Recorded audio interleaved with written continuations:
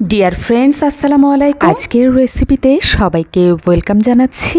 আজ আমি তৈরি করব চিংড়ি মাছ, পটল এবং ডিম দিয়ে খুবই দুর্দান্ত একটি রেসিপি। তো প্রথমেই আমি সবগুলো উপকরণকে কেটে কুটে রেডি করে নিচ্ছি। বাজারে তো চিংড়ি মাছের মাশাল্লাহ অনেক দাম, তো আমার কাছে মাত্র দুটো চিংড়ি মাছই ছিল, আর মাছগুলো ছিল একটু বড়, তাই আমি দুটো চিংড়ি মাছ দিয়েই তৈরি করে নিয়েছি আজকের এই পটল চিংড়ির রেসিপি। খাটালেই কিন্তু সিম্পল বা সস্তা জিনিস যাই হোক না কেন খুব ভালোভাবে কিন্তু উপস্থাপন করা যায়। যেহেতু শুধু দুটোই চিংড়ি মাছ, তাই আমি এর নাম দিয়েছি গরিবের পটল চিংড়ির রেসিপি। তো আমার সবগুলো উপকরণ কাটা হয়ে গিয়েছে। এবার আমি চিংড়ি মাছ দুটোকে কেটে নিব। চিংড়ি মাছের মাথা ফেলে দিয়েছি। এবার চিংড়িগুলোকে টুকরো টুকরো করে কেটে নিব, আর পটলগুলোকে ভেতর থেকে বিচি বের করে নিব। তবে আবার কেউ মনে করবেন না এটা কিন্তু পটলের দোলমা নয়।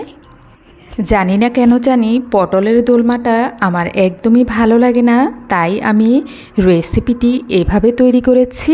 তো চুলায় আমি একটা কড়াই বসিয়ে দিয়ে দিয়েছি পেঁয়াজ, এরপর দিয়েছি চিংড়ি কুচি, এবার দিয়ে দিব আদা কুচি, রসুন কুচি, দিব কাঁচামরিচ। কাঁচামরিচটা একটু বাড়িয়ে দিব। দিয়ে দিচ্ছি টমেটো কুচি।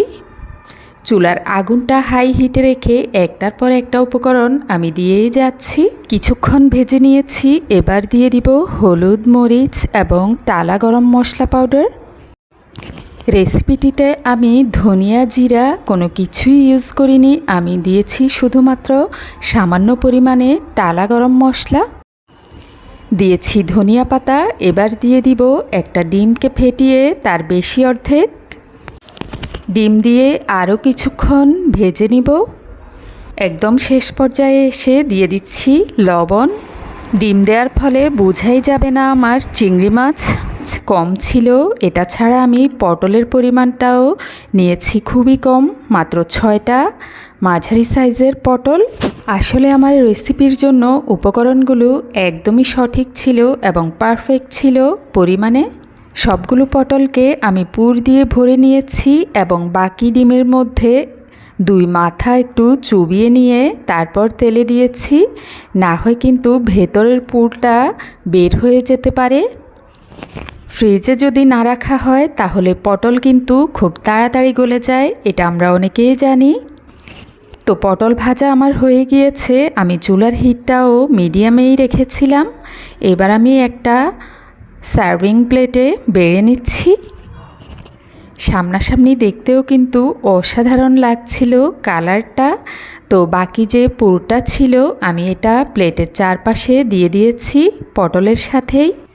দেখতেই পাচ্ছেন কতটা ইয়াম্মি লাগছে। আমার কাছে পটলের দোলমা থেকেও ভালো লেগেছিল। তো সবাই মজার মজার রেসিপি তৈরি করুন। আল্লাহ হাফেজ।